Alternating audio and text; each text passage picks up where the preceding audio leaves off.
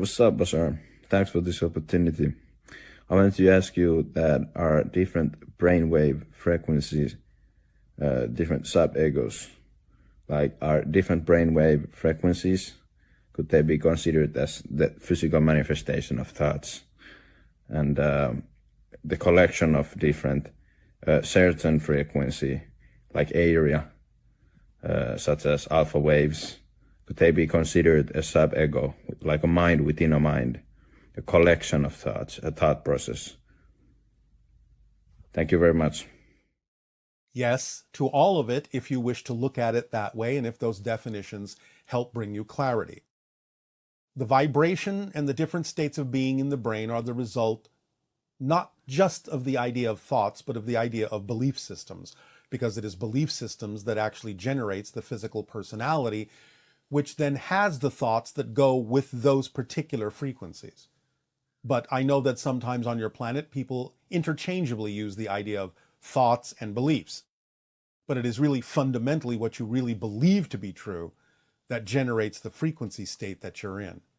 And sometimes what you know to be true, which is beyond belief, which generates those frequencies, which then generates the thoughts that are germane and relevant for those particular frequency states. Hello, Bashar. How are you today? Perfect. And you? Thank you. It's an honor to talk to you.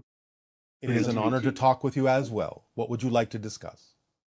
There's a few things I would like to discuss, but I guess the main thing would be to ask you about something that happened when I was a child. Almost Yes. this stems from when I was a child.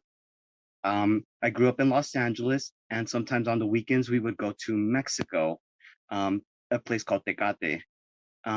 We would go there for the weekend, and one night, Sunday night, when we were gonna come back, I my parents would have basically us pack the stuff up and take it to the car. I looked that night at the sky, and basically I saw a UFO there.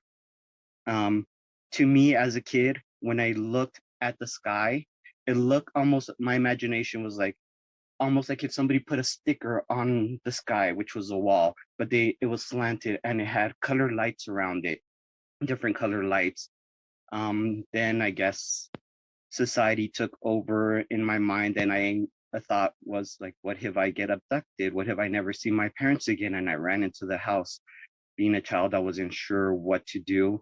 Now, with the perspective time gives me, I'm wondering, was that an alien reproduction vehicle, human, or was that ET extra dimensional? ET extra dimensional. It was. Absolutely. You are part of the hybridization agenda. Thank you. Is there a connection between, well, there must be, but just want to see, between ancient Mexico, ETs, and contemporary current Mexico, since there seems to be a Oh, lot of absolutely. There is a lot of activity in that area on your planet. There are strong connections in the past and the present between humans and extraterrestrials and extra dimensionals in that area. Absolutely. Ongoing, has been going on for quite some time. Okay. And this has something to do with me being a kid and witnessing that then? Well, you're part of it as well. You agreed to be part of it. You agreed to be immersed in that energy. You agreed to participate in the idea of contact and hybridization and so on and so forth. All the things that are part of the evolution of humanity on the earth. And that's why since a kid, I've been very strongly basically attracted to that.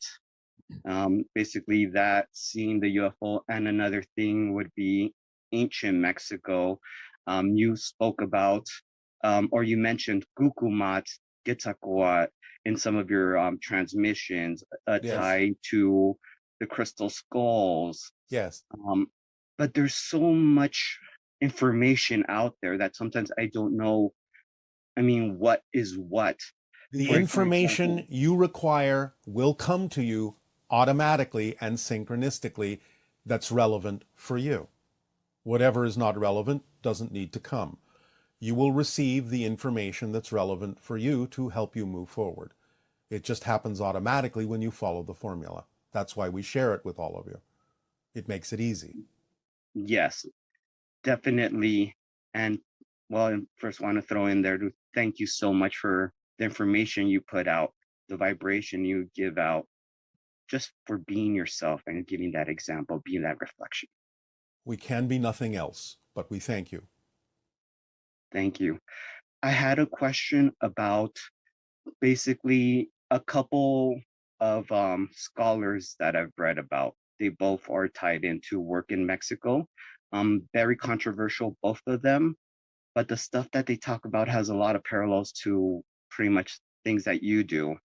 Um, so one of them is Carlos Castaneda. I was wondering if you could give me your perspective on that whole part of basically ancient sorcerers, seers, the whole thing about the tonal Yes, and the nahual.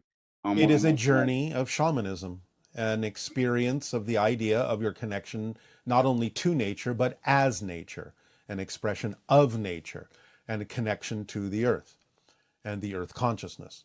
So it's a journey of shamanism that functions as a representation, as a symbol, as a sample of the journeys that many of you can take if you are willing to connect to nature spirits.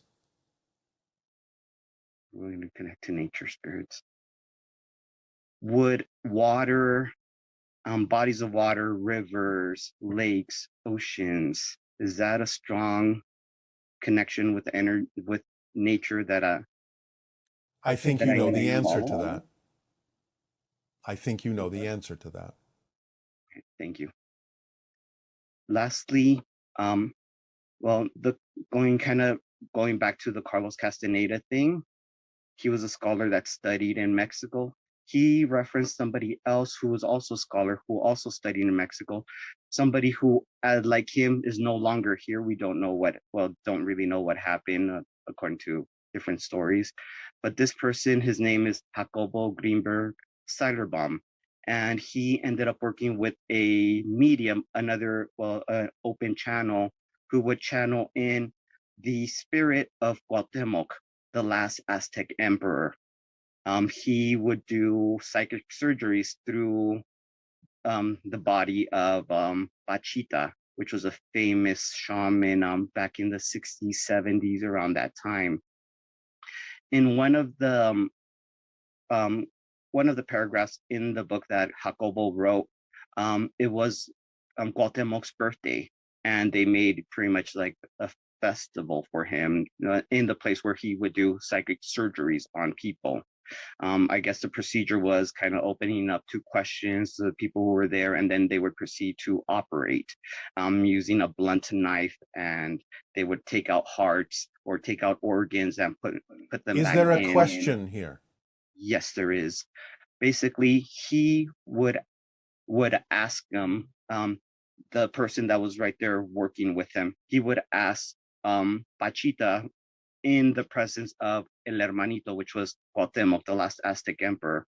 And he told him that he was reading about his life.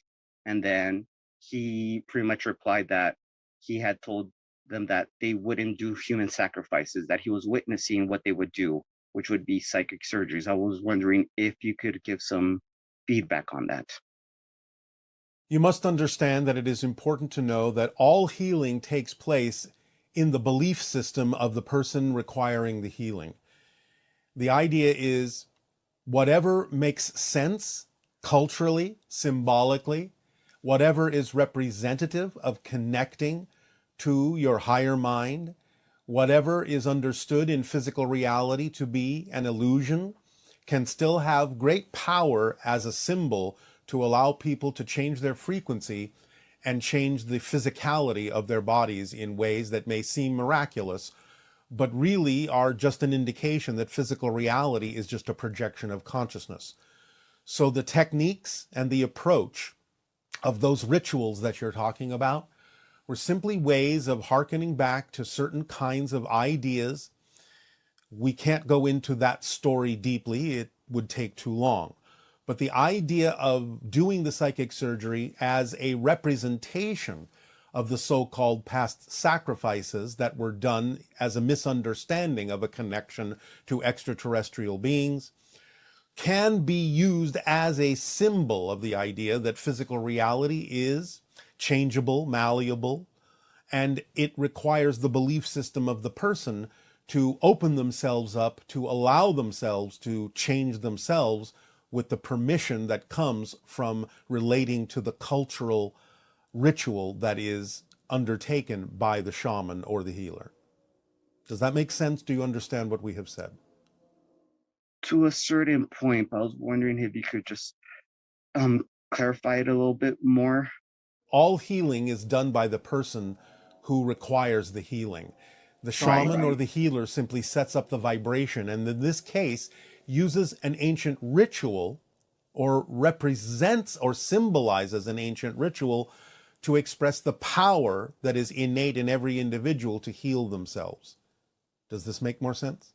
Yes, it definitely does. So kind of like with a lot of places, they say the healer is just a reflection, basically a conduit that lets the spirit come through them, and basically the person who's receiving this will get whatever they need to get out of that, correct? Based on their belief system and willingness to match the frequency of the vibration of the healer or the shaman, yes. Hmm. In that particular case as well, this other, I guess he was a seer, Don Juan Matus, he explained that the person's technique as well was to remove doubt from the minds of everybody who was present there, because there was quite a bit of people witnessing these operations.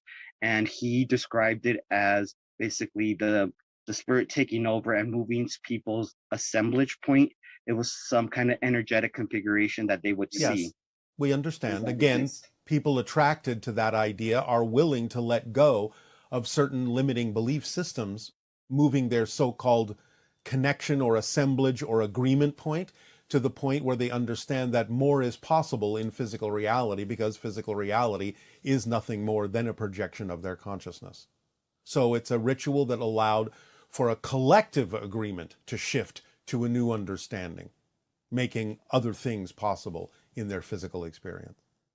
So is this what happened when they say that under the guidance of some ancient seers, entire cities in what today is Mexico and Central America pretty much moved their consciousness over to a different world? Yes, shifting to another reality en masse. You're shifting all the time. You're shifting billions of times a second. But when a collective agreement goes along and harmonizes in their frequency to shift together as one culture, as one collective, then yes, they can shift themselves strongly to another reality where they may seem to completely, utterly disappear from the reality they used to be in. And they enter into a separate, totally separate reality, another realm. Another time stream, yes.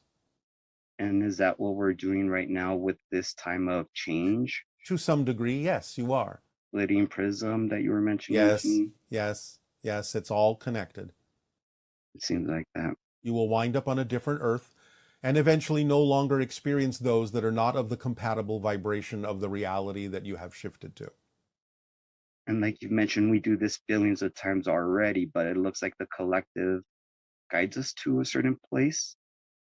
Your choices guide you to a certain place based on the frequency that your choice results in.